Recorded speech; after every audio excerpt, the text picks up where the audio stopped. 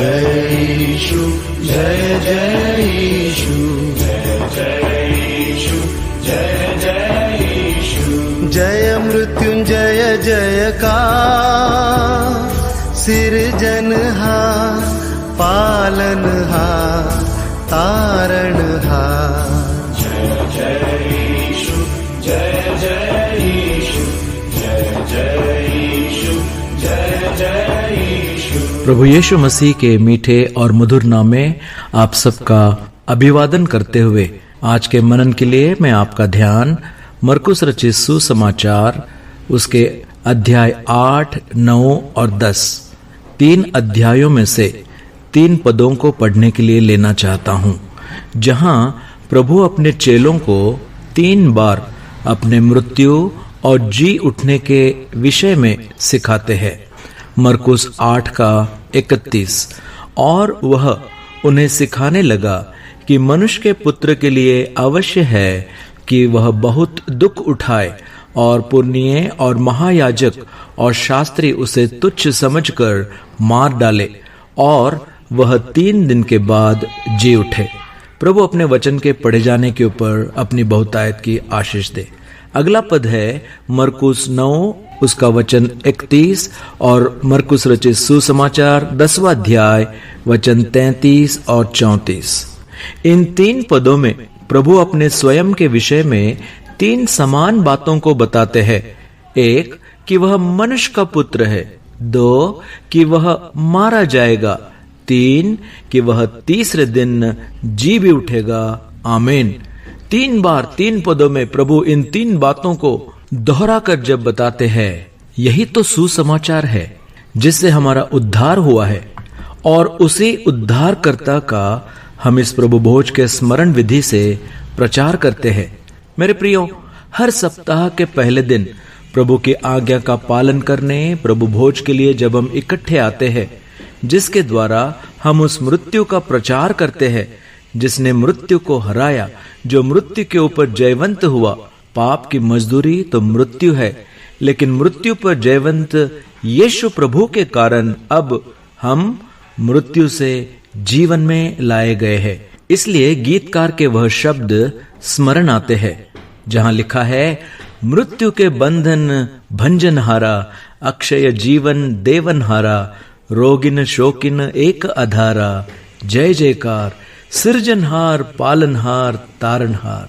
इन 3 समान बातों के साथ साथ प्रभु इन 3 पदों में कुछ 3 विशेष बातें बताते हैं। सबसे पहले कि प्रभु यीशु मसीह का मृत्यु और जी उठना अवश्य है।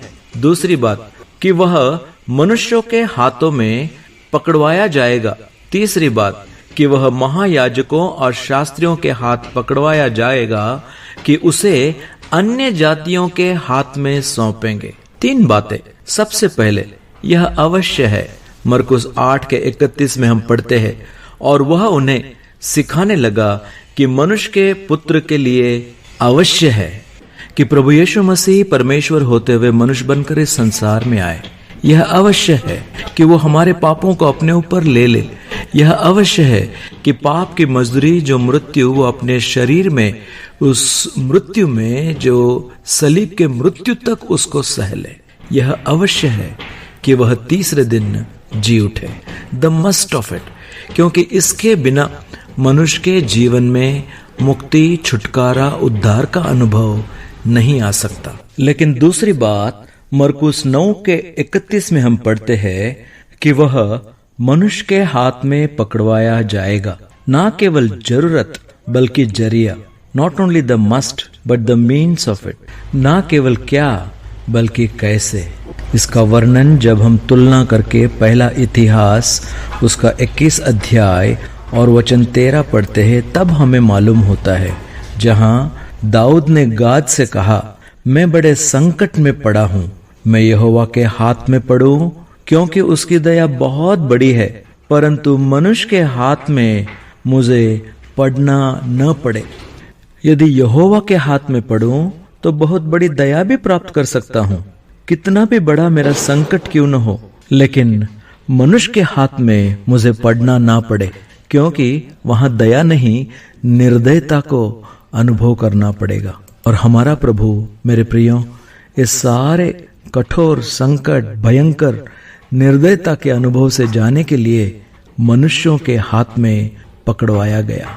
जरूरत जरिया। अब तीसरी बात, मरकुस 10 के 33 और 34 में हम पढ़ते हैं कि देखो हम यरूशलेम को जाते हैं और मनुष्य का पुत्र महायाजकों और शास्त्रियों के हाथ पकड़वाया जाएगा और वे उसको घात के योग्य ठहराएंगे और अन्य जातियों के हाथ में सौंपेंगे और वे उसको ठट्टों में उड़ाएंगे और उस पर थूकेंगे और उसे कोड़े मारेंगे, उसे घात करेंगे और 3 दिन के बाद वह जी उठेगा।